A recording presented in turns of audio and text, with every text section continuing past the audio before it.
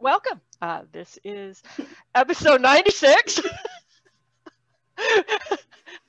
Episode 96 of Building a U-Shaped Business with Georgie and Patty. I'm Georgie. And I'm Patty. Hello and welcome. Today is Georgie's topic. I think you're talking about outcomes. I am talking about outcomes versus processes. Outcomes versus processes, which sounds really exciting to me. Sounds almost like boxes and arrows. Get your kicks with episode 96. Oh my gosh, I just like it literally come, get your kicks with episode 96. Awesome. Oh. So is that an outcome or a process? It's my process. I sing all day. Well, outcomes and processes are things that we talk about fairly frequently with our clients. This is a super important topic, even if it sounds a little boring. It's not. It's super exciting, and it can actually change everything for you in your business. Just having this little shift of context and perspective and focus. So I will let you carry it away. Okie dokie. Let me share my screen. This is going to be a singy day. Holy, I tell you. All right, here we are. Building a U-shaped business with Georgie and Patty. We are here most Wednesdays at 9:30 a.m. Pacific time. And we share tips, ideas, topics on how to build a successful business based on your purpose, your values, and your personality. So today we are talking about outcomes and focus, and really outcomes and processes, and where to put your focus if you really want to get your work out into the world.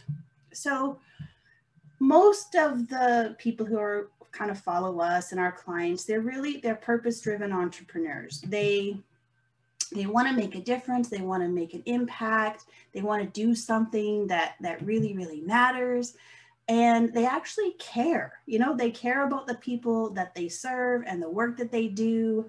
And they just, they really, really believe they can do it. And often it's something that it's more like a calling. You know, it's something that they feel pulled to put out into the world. And whenever I was working on this slideshow, I was like, oh, this is kind of like this thing I have with Everest. Like I've had a thing for Mount Everest probably since I was 5 years old. And I'm not even sure where it's come from or why I have it, but it's this literal pull that I need to see this mountain. I need to touch this mountain. I need to be with this mountain. And it's the same kind of thing when I think about the work that I do and what I want to do in the world. It's a pull that it's like, it just has to happen. And I think a lot of our clients feel the same way. And especially a lot of people that want a U-shaped business or you feel really purpose-driven, it's just something inside you. And you're like, how do I get this thing out there? How do I do it? And this is where we come into that thing about outcomes and processes. And we talk about this a lot. You hear about this a lot, but often we get the question then of, well, which one do I focus on? Which one's more important? How do I even do this thing? And it gets really confusing and there's a ton of information and we start to sometimes feel a little bit overwhelmed. So I thought I'd start with some definitions because it's fun.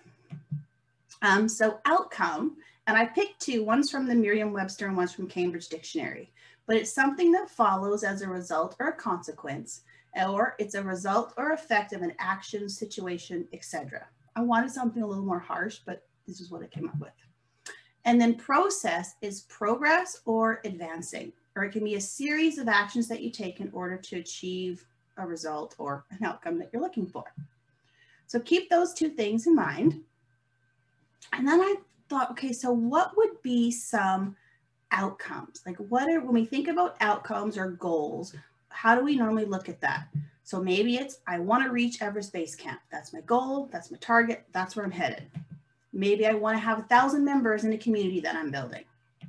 Maybe you want 20 people in your coaching program, or maybe you want to make $250,000 a year.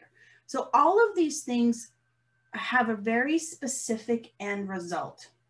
This is what it looks like. I will know I've hit the outcome when there's $250,000 in my bank account at the end of the year. I'm running a coaching program and there are 20 people sitting in it. This is how I'm going to define my success or my failure. It's really, really, really targeted. But then if we think about processes, what are the things that I'm going to do to even get close to those outcomes? So if I'm going to head to base camp, I'm going to need to be doing daily training. I'm going to probably be working on my mindset. Maybe I'm looking at the things that I'm eating and checking out some new gear. If I want to build a large group of people, and I think this applies to kind of just businesses in general, I'm going to want to be sharing my message. I want to make sure my message is really clear and understandable and relevant to the people, who I'm sharing it with. I need to care. I need to care about the people that I'm serving. If I want to put people in my coaching program, I need to talk to people, probably a lot of people. And I need to talk to people over and over and over again. And if I want to put money in my bank account, if I want to hit that 250, it's going to require having sales conversations. It's going to require talking to people. It's going to require getting better at those conversations and finding the right people and doing my work. All of those things are the processes. So when I was, or actually before I was even thinking of doing this, but there's a book by Seth Godin called The Practice, and he talks a lot about the process, or as he would say, the practice. So he says, good processes repeated over time lead to good outcomes more often than lazy processes do. The other piece of this, though, is that just because you're doing the processes or the practice, it may not actually guarantee the outcome. More likely, but it doesn't guarantee it. And I think this is why we talk a lot about, falling in love with the process, because that you can control those things. You can't really control the outcome. The outcome's going to happen in however it decides to show up, but you can control your processes. So I have 3 here from good old Seth from this book. So our commitment to the process is the only alternative to the lottery mindset of hoping for the good luck of getting picked by the universe. And I really loved with this one, because often I think we think I'm just going to set that outcome. I'm just going to set that goal. And then I'm just going to cross my fingers and hope the universe is going to look down on me with favor, and magically it's going to happen. But the alternative to that is this commitment to the process, the commitment to doing those things every day that's going to lead you possibly there. And focusing solely on the outcomes forces us to make choices that are short-term or selfish. It takes our focus away from the journey and encourages us to give up too early. And I thought this was really, really interesting, because I think if we, am I in this for the journey or the destination? Am I doing this just because I want the result? And often if I'm looking at it as, I just want 20 people in that program, 20 people. And then I lose sight of what am I going to do to get there?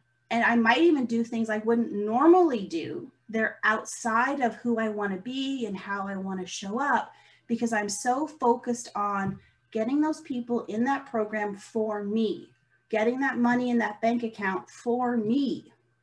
And I'm not even thinking beyond that. So I thought this was a really interesting way to look at this. So how do we fall in love with the process? How do we get ourselves to that place where I actually like doing the things every single day that could move me forward and really get my work out into the world? First thing you need to do is you need to care about the people that you're serving. You need to kind of take this stance, I think, that you're doing the work for you. It's something you're passionate about, but really you're also doing the work for the person who's receiving it. And we talk a lot about this too, about hearing what people are saying in their words. how do they want to receive this information? How do they want to be able to do the things you're asking them to do? So really being able to kind of step in the shoes of your current clients or future clients and care about how you can serve them in the best way possible when you're bringing your work into the world. Oops, you get two at once. Ooh. Get on the hook for something. So this is also from Seth Godin, talks a lot about this. And he shares a story about in Turkey, they have these bakeries where people go to buy bread. And so if you're fortunate enough, when you go to buy your loaf of bread, you buy two, one for yourself and one for someone less fortunate. And they take that loaf of bread and they put it up on a hook. And so when someone comes and if they can't buy the bread, they'll ask you, is there anything on the hook today? And if there is, they get the loaf of bread and off they go. And then it's really about, I think, also building community, because people know people are going to take care of each other. They're probably not going to go hungry today because there might be something on the hook. So when I think about this and you think about your work, what is that thing that you're really willing to get on the hook for? What is that thing that you are really willing to stand for, to put out there? You're not going to back down from the thing that you kind of want to be known for, but that you're really willing to kind of put yourself on the hook for. And then get in your bubble. Like I find when I'm doing my work, and if I'm focused on the people I want to serve, I'm focused on the message I want to deliver and the things I need to do, those things of not feeling good enough, imposter syndrome, comparison, I don't have time for it. Like I don't have time to go searching through the internet to see what somebody better than me is doing in the same field that I'm doing, because I'm working.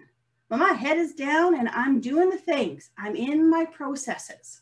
So if you find that you're spending a lot of time looking outside at how great everybody else is and how much you suck, maybe just get in your bubble and do some more processes. And the other thing is to trust yourself.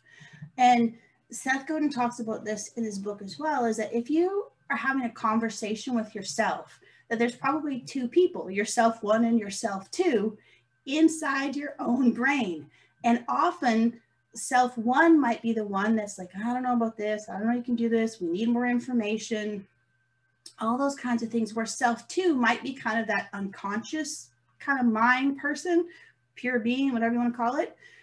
And they kind of know. It's like our gut. It's like when we tune into ourselves, we know. And I think this comes through getting to know yourself a lot better. We talk about this a lot, in a U-shaped business is, what's your personality? What works for you? Who are you really? So when you take some time to really get to know you and what works for you, I think it makes it easier to actually trust yourself, but it requires taking the time to do that. But the more you do that, the easier it is to get on the bubble, the easier it is to get on the hook for somebody or something and actually bring your work into the world.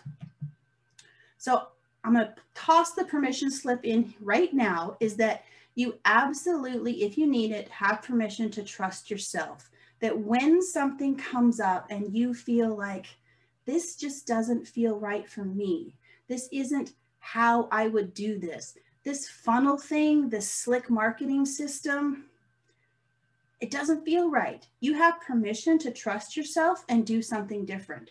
You have permission to do something that maybe no one's actually ever done before. It's okay. You can do that. Try it.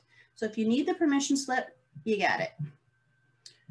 So the next thing is to visualize yourself in the process. We hear a lot about visualization, especially January hits and it sets your goals, create the vision board.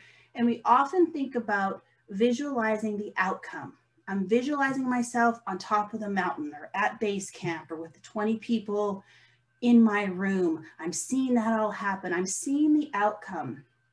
But if you will go back and actually visualize yourself doing the processes, I visualize myself doing training hikes. I visualize myself writing content and sharing it on social media. I visualize myself making that video and really sharing my message. Visualizing yourself doing those daily things that you need to do to actually get your work out there. I think you'll see a little more energy in what you're doing if you're going to spend time visualizing, putting the energy there. Like, what would it feel like to actually sit down and write those 3 or 4 social media posts this week and see yourself doing it and getting those things done? And then reward the effort, like the effort of actually doing the things that seem a little bit hard, that seem a little bit uncomfortable. It's like, I know that if I want to get my work out there, that's going to lead to that $250,000, I'm going to need to talk to people. I'm going to need to have sales conversations. I'm going to need to ask for money. Those things can be challenging. So when you're seeing yourself do that and you're working at it, reward your effort when it's like, okay, I'm actually sitting down right now and I'm practicing my sales conversation. I don't really want to take the time to do this because it's hard, but reward yourself when you spend 5 more minutes there. When you write 8 more words in that article you're wanting to publish on your blog to share your work, but start to reward your effort. And one of my favorite neuroscientists, Andrew Huberman, he talks about this is the way to get yourself moving. This is actually the way to get the chemicals in your brain, like the dopamine and all of those things that will help us move forward, is to actually reward the effort, not the result. So this is a biological process to help you actually fall in love with the process. And so your quote of the day, which I did on a little different background today, but identity fuels action, action creates habits, and habits are part of the practice. And practice is the single best way to get you where you seek to go. And I loved this for a lot of reasons. But so when you think about your identity, often we're like, oh, I am a successful entrepreneur. I am, having the best talk show, and everyone in the world looks at it. But what if you shifted that a little bit to, I am building something. So right now I am building my purpose-driven business. So I'm just going to take action as I build that. And then the more action I take, the more habits I'm going to create. And then as long as those habits, I think, are linked to the practice, is really, really, really the best way to move you to where you actually want to go. And I think that having outcomes are important. Like, I think it's great. I think it's nice to know the direction that you want to go and not being attached to it. Like it's there. It's like, okay, ultimately I'd love 20 people in my coaching program. That would be great. Okay. Now what are the things I need to do to hit that 20? And then just working on the processes to make it happen. So I think both are good. I think it's just being not attached to the outcome, being flexible as you're going through things. Maybe you start to sign people up for your program and you realize 20 is too many. I can't even handle 20. 10 would be better. So instead of feeling crappy because you only got 10 instead of 20, there's always learning in there. But the more you do those daily practices, those things, those talking to people, that sharing your message, refining your message, making sure it's easier to understand, it's that commitment to getting better. It's not one and done either. And I think that's a big part of the practice, is this, I'm going to commit to, how can I get better at my sales conversations? How can I get better at connecting with people? How can I get better at writing articles or posts or videos? It's the commitment to doing it daily, weekly, whatever that looks like, but just continuing on that path. I think of this show, we're at 96 episodes. I'm sure this episode is hopefully, different than episode 1. I haven't gone back to actually look at it, but I know as we move forward, we're only going to get better and better and better. We've changed the name, our slide decks have changed, like lots of things change as we move forward. And the only way these changes actually happen is through the doing. And the doing is part of the practice. If you just sit back and think about the outcome and you don't want to do the things, it's never, ever going to happen. And the information you get through doing is so much more valuable than the information you're going to make up in your head without actually taking any action. So what would happen if you actually took those daily steps to share your work? What if you made posts on social media? What if you got better at writing? What if you got better at articulating your message? What would that look like? What if you really, really, really spent the time to get better at all those different practices that will lead you to the outcome that you actually want? And I think that sort of scale of better changes. Like what we're doing now will one day be super crappy because we'll just get better. Like this will be okay. And then we're like, oh my gosh, look how much better we can get at this. And it's not that place of, oh, I suck.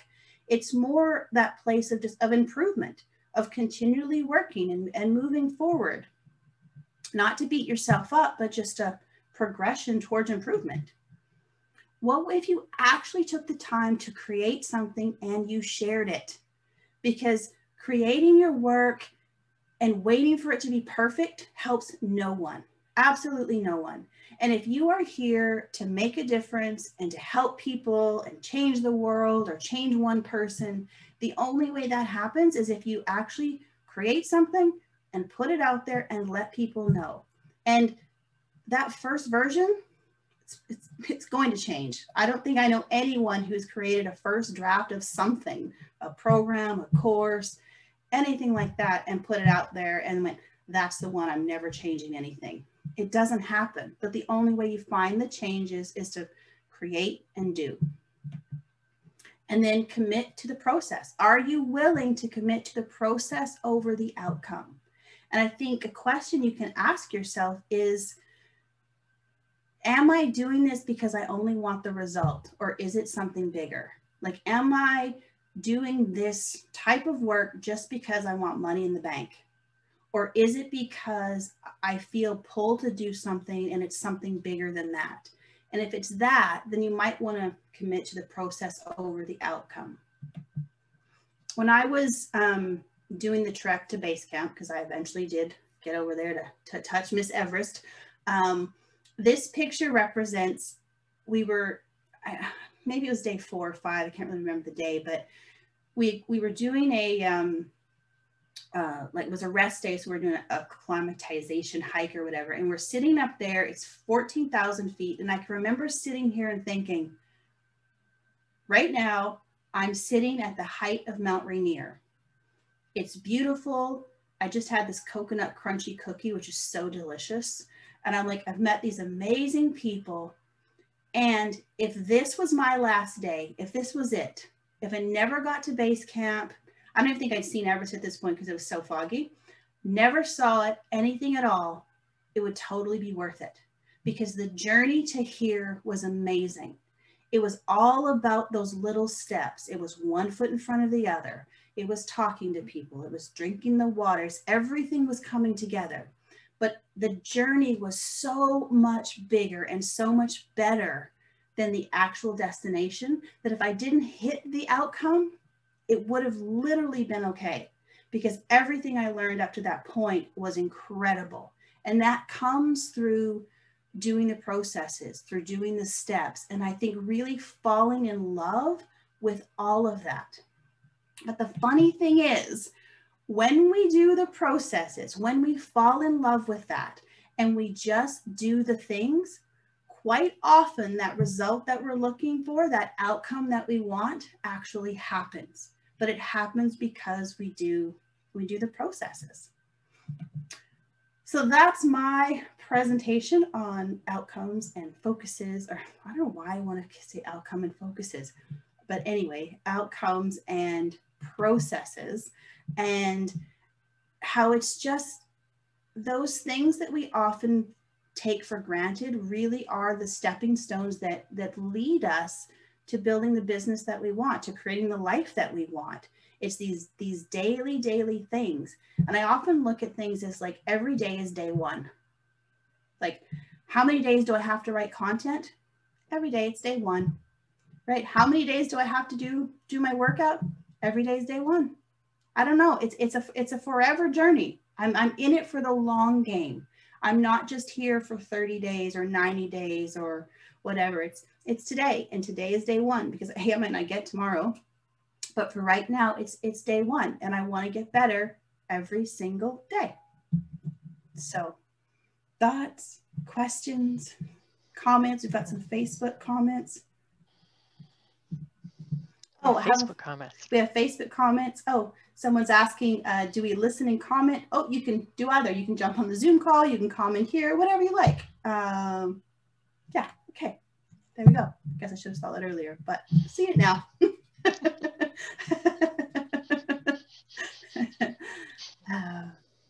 Yeah. Oh, it's interesting. I was just reading a post on Facebook before this call that was talking about these outcomes, the goals that we have. They're just little snapshots in time, right? It's like when you look at your life as a whole, it's made up of like so many little mundane kind of moments. It's like if you look at writing a book, for example, which is a big project. It's a lot of work. It's a lot of sitting your ass in a chair with your hands on the keyboard typing. Like that's a lot of what it looks like. And yet we think about the day it's published as being like, it's the goal, that's the big highlight, that's the big, like unwrapping the book when it shows up and you can first physically put your hands on it. And that's just such a small, tiny little piece of the whole journey. And, in some ways it's almost like it's a waste of your life not to fall in love with that process and at least kind of learn to enjoy that writing part of it. Otherwise it, it's just like, well, and I think sometimes teeny tiny little thing, and then you got all this time, right? It's ordinary stuff. It's so ordinary. And I think sometimes too, when we're so focused on the goal or the outcome, and that's all we can see, and it's just tunnel vision to there, when it happens, it's kind of a letdown. It's like, oh, that was great. I thought it was going to be more. And yep. I can remember a friend of mine who he was a Canadian ski cross competitor, and he was in the Olympics, and his whole focus was getting on the podium. He got on the podium. I think he got a silver medal, and he's like, it was so deflating because I had missed the whole journey because I was so focused on that. And when I went to actually do the Everest Base Camp thing, I saw him, I think a few days before I left, and he was like, can I give you some advice? And because I was talking about base camp, can't wait to get to base camp, and I was like, yeah, sure, anything. And he's like, just focus on the journey. He goes, you really, if you are, he goes, be growth focused as opposed to goal focused. Because if you are growth focused, you will often pass those goals. They'll just be mile markers along your journey. But if you are growth focused, you will enjoy the process so much more. And it stuck in my mind. And I think, I'm not sure, but when I was there, literally it was, how do I just enjoy everything about this experience? All of the stuff, the hard days, the easy days, the one foot in front, like all of it. And it made it so much better. And when I look at everything in life, it's like, how do I enjoy the process of today? Like, see, how do I enjoy just, yay, how exciting that I get to sit down and type out some words today. And when it gets hard, I'm going to reward myself for sitting there for 5 more minutes or 5 more words or something like that, because it's moving me forward. And eventually the book will be written. And then what? Right. And so if we're only focused on that one thing, it can be sometimes, I don't know, disappointing. I think it's more fulfilling when we're focused on our processes. Yeah, it's kind of interesting because I'm thinking about this, like a book is an interesting example, right? Because I made a note on here as you were talking that there's something in here about values, because there's a lot of shortcuts. Like there's a lot of shortcuts. If you want an Amazon bestseller, you can play the game, you can pay the money, you can, check the things off the list, and you can have a Yes. book and it's an Amazon bestseller, and you didn't have to do anything, and there wasn't very much process involved. You can get a ghostwriter to do your book for you. Like, you don't have to put in a lot of work to get these seemingly goals, right? Like, and it's kind of like there's a difference in the kind of person who's like, okay, I'm gonna get an Amazon bestseller, and because I want to check that thing off my list, Yes. and like there's not a lot of meaning to it other than it checks it off the list, versus the person who's like, I'm going to dedicate myself to the process of writing a book that is so good that people read it and recommend it, legit recommend it. And I don't have to cheat the system, but I want a bestseller for what it means to be a bestseller. Like there's a meaning inherent in it Yes. that comes from actually doing the work versus doing the shortcut to get the supposed thing at the end. But it's empty. Exactly. Exactly. I think that's such a great example. And it's like that it's that question of, do I just want the result? Because like I say, do you want an Amazon bestseller? Easy, no problem. Like there, you can game that, great, you got it. And now what? Yeah. And what does it Or mean? And are you proud of exactly. it? And does it really, does it Yes. have that meaning to you? It's like I was reading that book, Donald Miller, the fellow that wrote Brand Story. Yeah. Or Story Brand. Yeah. Yeah. Was writing about preparing to do I think it's called the Inca Trail to Machu Picchu. Like it's like this incredibly arduous kind of hike. And he's like, there's two options for getting to Machu Picchu. You can do the incredibly arduous hike, or you can take the bus. Yeah. And he's like, and he says, when we got there, he says, like, that is the difference. Like he says, the experience that we had after the arduous hike was so different from the people who came in the bus. Yeah, we both got to check Machu Picchu off the list, but the experience, night and day difference. Huge difference. Huge. I think it's why I'm such a big fan of doing hard things. Like, do the hard stuff. And it doesn't have to be like the physical things, but what are the things that require a little bit of work and a little bit of effort to get there? Because the experience is so different. So different. Yeah. And I love that. Yeah. Do you want to do the arduous trail? You want to take the bus? It's like the book. Do you want the bus to bestseller, or do you want the Mark Manson bestseller? Yeah. And I mean, and which one of those grows you as a writer? Exactly. And does that matter? Right. Like, and I think, do you care? Yeah. I think these are like really legit questions to ask. And I think this goes to marketing. It goes to marketing for us. Yes. In that our ideal clients want the growth. They actually do want the growth. They, when they list their values, they're going to have growth, personal development, learning, something like that on there. And those are the people I think that can really fall in love with the process, is because they want what that process delivers to them. So for us, like, that's our approach. It's like, get better, develop skills, be a better person than you were a year ago, be a better copywriter, be a better communicator, be a better business person, because those skills will serve you for the rest of your life. And plus, it's just kind of fun to get there. It feels good to accomplish that and to grow. Yeah. Contrast to other business coaches who are basically, here's the bus. Here's a shortcut. Yeah. Manipulate, like pay your way, manipulate, like, there's a shortcut, we're going to take it. Like, we'll just make shit up. It's like, there's lots of shortcuts. Right? If you just want that $250,000 a year, there are plenty of shortcuts to get that. It might cost you $250,000 to get it, but it's like, and when you think about, like, our clients are primarily coaches, consultants, helpers, right? This is true, your clients too. People hire coaches because they want to get better, and they're willing to put in the effort and to to do the hard work.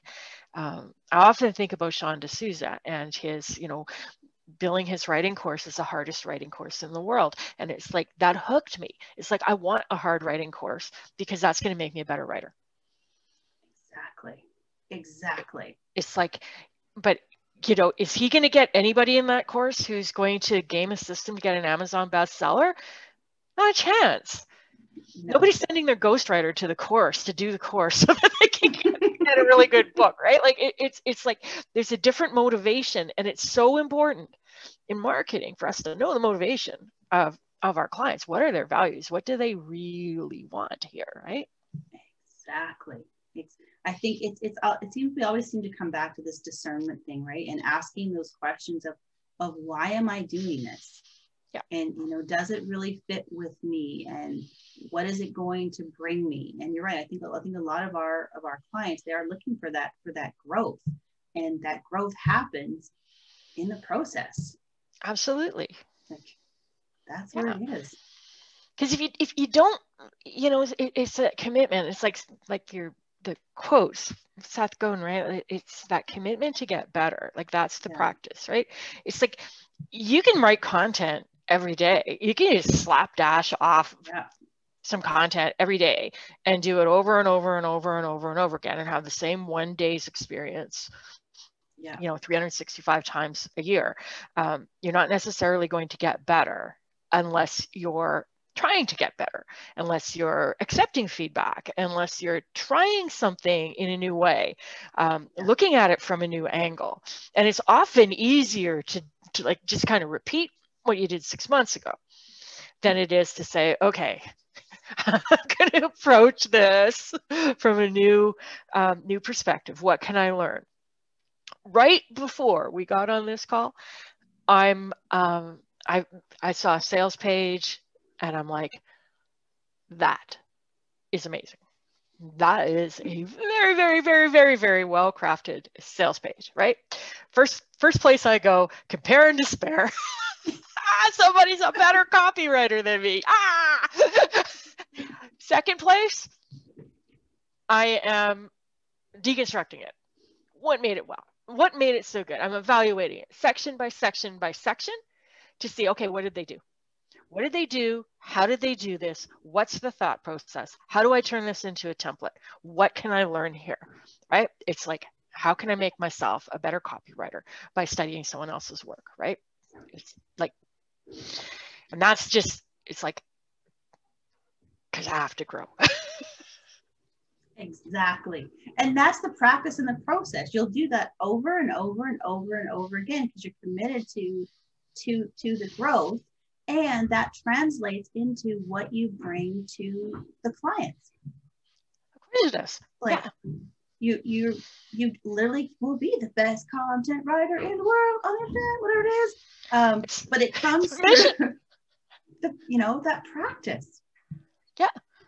Like, it's hard work, but also it's like that calling, right? It's just, I have a calling to learn how to communicate. It's like that's my thing. I'm interested in it. I'm fascinated by it. It feels almost, it's almost like a distraction in some ways, right? Like, I'm going to take some time to learn something rather than check it off my list. But it's like I can't stop myself from doing it. And I think it's intentionally creating information or writing or the things that you're doing. It's not just that space, like you say, let me just slap this post together and throw it out there so I can check it off my list that, I did my social media this week. But it's like, there's an intention that I want to do this well. I want to do this one better than I did the last one, and I'll do the next one better than I did this one, and not getting stuck in it. However, there is an intention behind it, like where you're actually thinking about who is this for? Who am I writing it to? What is my message? Why am I doing this? And then intentionally crafting something to the best of your ability at this moment, and then continuing to work on it. But there's an intention there. Yeah, exactly. And what is better, right? Like that's kind of subjective too. It's kind of like, what is better? Yes. Am I wanting to get better at crafting the actual words and becoming like, a better writer in that way? Or am I wanting to get better at reaching an audience? Am I wanting to get better at empathizing with what's going on in their situation, seeing the world from their perspective? Like there's lots of facets to So many. what better is, right? And it's kind of like, it's find the one that drives you. Exactly. Like, it's so interesting because even if you think of that one little example of writing a post, there's so many processes that can go into that, so many options for growth and improvement and, being better. Like you could spend, and I think this is why the process keeps you busy. It keeps you focused. It keeps you on the path. I really think when we move off of that and we go to outcome where it's like, that coach is the 7-figure coach. That coach is selling out big arenas. And it's like, we forget too, that most of those people too, they do these processes. This is just like, it's the daily, do the things. And if we just stay in our lane, stay in our bubble, do the stuff, it's easier too. There's a lot less of that. I feel shitty about myself. Yeah, absolutely, right? Like there's some perspective in there, but there's also like that's like, I know for myself, right? Like my experience of writing something is night and day different, whether it's just I'm doing this because I have to check it off my list and it's like, I hate writing. And it's like, this is the voice of my, I hate writing. I don't feel like doing this. This is boring. Blah, blah, blah. Versus I'm going to do this article and I'm going to practice this new thing that I see over there, right? I'm going to deconstruct that template and I'm going to use that, right? It's like all of a sudden I'm engaged. It's that flow thing, right? Yes. It's like you reach this flow state when you're doing something that pushes you a little bit to the edge. Like there's a growth bit in it. You're not thrown into the deep end where you can't swim. Yeah. And you're not just rehashing something you've done a zillion times before and it's like dull. It's like it's in the middle in there where it's like you're feeling competent already and you're just pushing your edge a little bit and increasing your ability. And that's the sweet spot for falling in love with the process for me. Yes. Because there's learning in it. Exactly. Well, and isn't it how do you find the sweet spots? What are the things that work for you? By the doing. By the doing. The doing and the noticing. And it's just like someone said yesterday in the content lab class, where right now it's hard. It's like it requires all this thinking and it just feels really hard. However, the more that we do it, the more that we show up, the more that we practice, this is going to get easier. And then we have other things to get better at. But right now it's just hard. And so it's just embracing the hard because it's a new way of learning, a new way of doing things. It's all the stuff comes up, but there's so much growth in that. And often when it feels really hard in that beginning stage, that's where there's so much growth.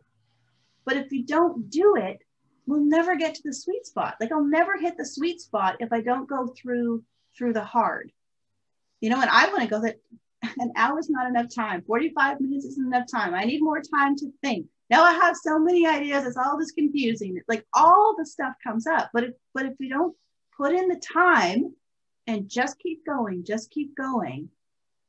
it's never going to get feel easier. It's never going to give that space where, okay, now I can write. The writing can be better, or the engagement can be better, or whatever those things are. If I don't do the hard of those fundamentals. So it was so great because we're all like, oh yeah, this is hard. And the one I'm like, this is fun. This isn't fun, but it's worth it. It's worth it.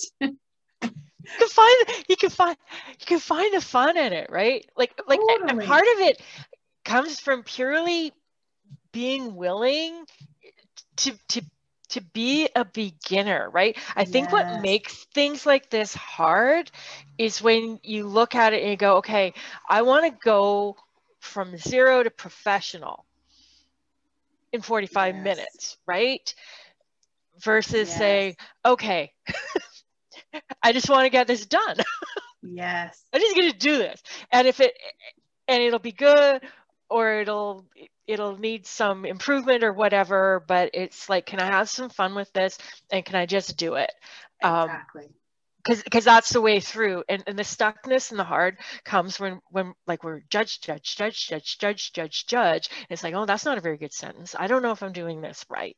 I should be so much better at this. Exactly. Like that kind of stuff. And it's just like, it's okay. It's okay to be new. It's okay for this to be the first time you've tried to write an article in this particular format. It's, it's totally okay if you've been writing articles for years and this is new, so it feels uncomfortable. Exactly. And it's like, just kind of embrace it. It's like, oh, okay, it's new. I'm trying something new. And and as I think about it too, it's that it's the imperfection. It's just accepting the imperfection. And I mean, I even think about, okay, hey, I'm doing this new thing. Every week I'm doing this content lab thing. And part of the program is we write a piece of stuff every week. So every week I'm just going to share what I'm writing. So you get to see my imperfect messiness as I'm moving through this, just to see how it gets better later. I think there's so much growth in just accepting that it might not be it won't be perfect. Actually, there's not even might, it won't be. It's never actually going to be perfect. And there's I think no such thing. That perfection, when we're looking for perfection, I think that's also where we're so focused on ourselves. It suddenly now becomes all about me. I'm so concerned about what other people are going to think and how other people are going to react, instead of shifting myself to who can I serve with this? Yeah. And doing that, because that perfection just, it's not in service to people. No, absolutely not. And you're exactly right with that. It's kind of like, it's like when a client emails you with a question and you dash off a note. It's like all you're focused on is, how do I help this client with the question? Yeah. So is the language going to be perfect? Is the punctuation going to be perfect? Is it going to be the best crafted piece of writing that you could ever put together? Or is it like, here's something helpful and I'm sending it quickly because I know you need the help, and here you go. Often that kind of stuff is exactly what we should be aiming at for our content marketing. Yeah. Exactly. How can I be helpful? Here's some stuff that's helpful. And all the stuff that people worry about. Does this sound right? Is this sentence the right length?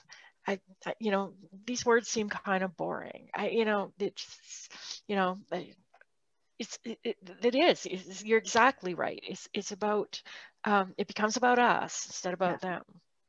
So true. So cool. See, we have a lot of messages in the chat that I've been kind of not seeing here. Let me see. Let me go up here.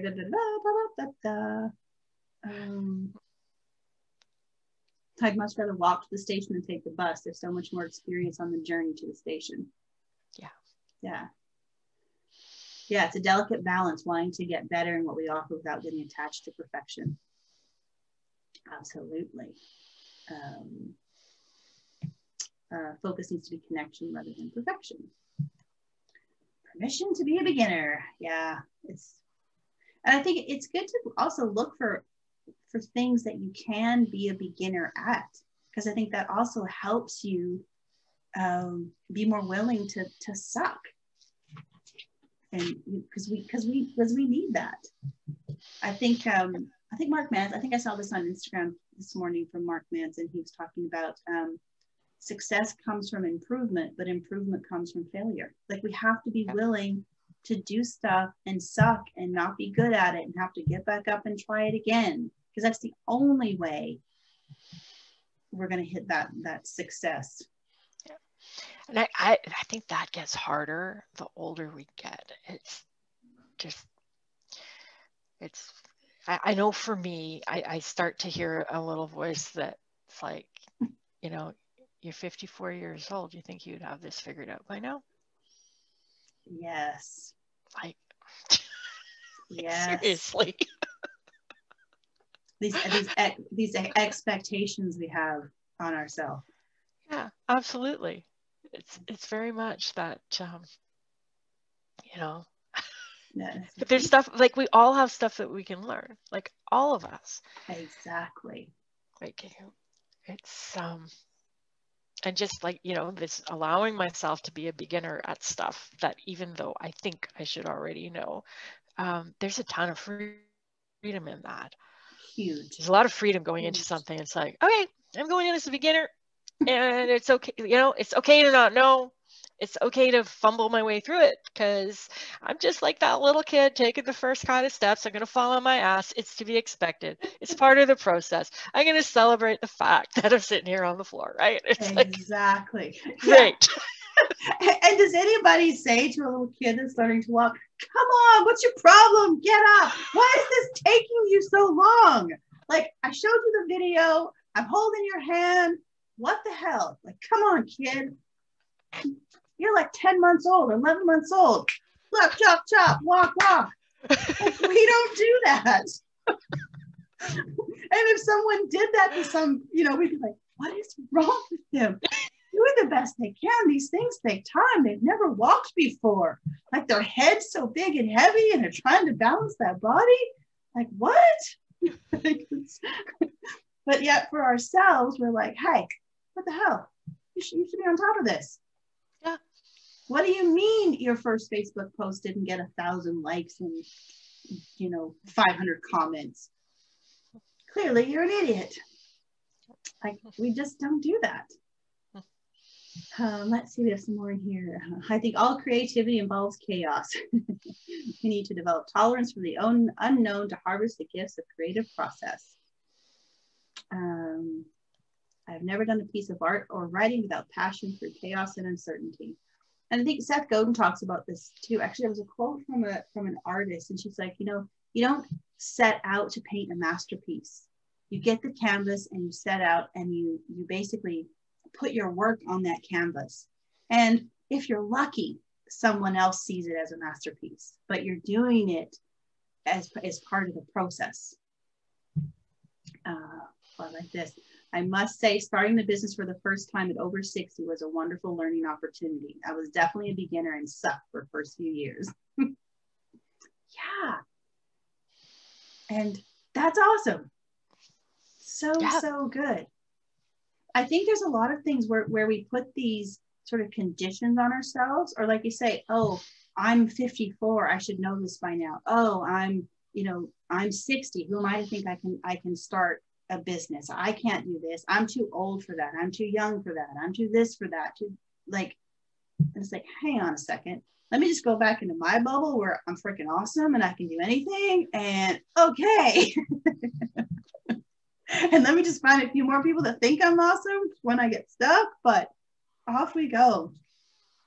So, yeah. So good. Any final thoughts, comments, questions, information? I'm trying to think if we have anything upcoming to share.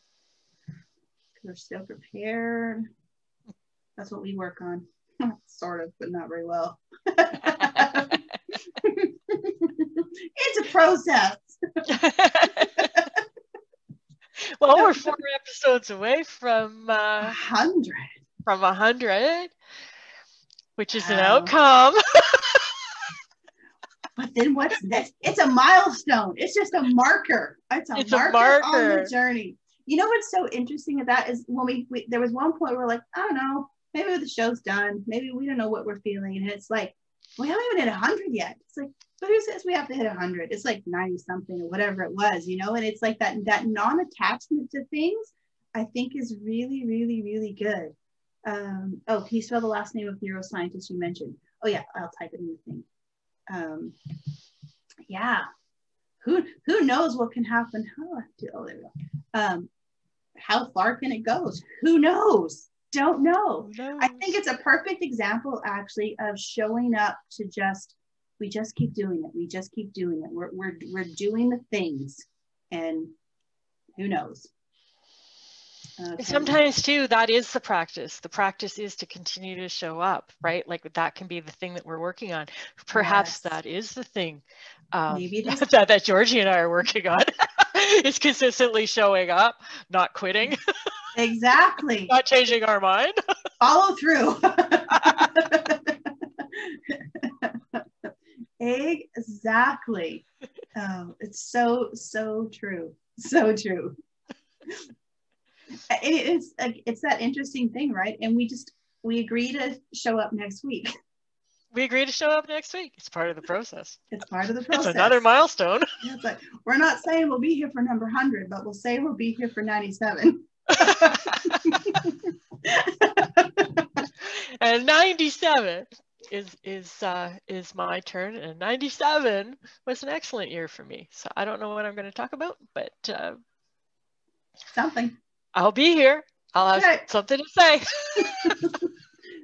Excellent. Excellent. And with that, have a fabulous week. We will see you next week. Same bad time.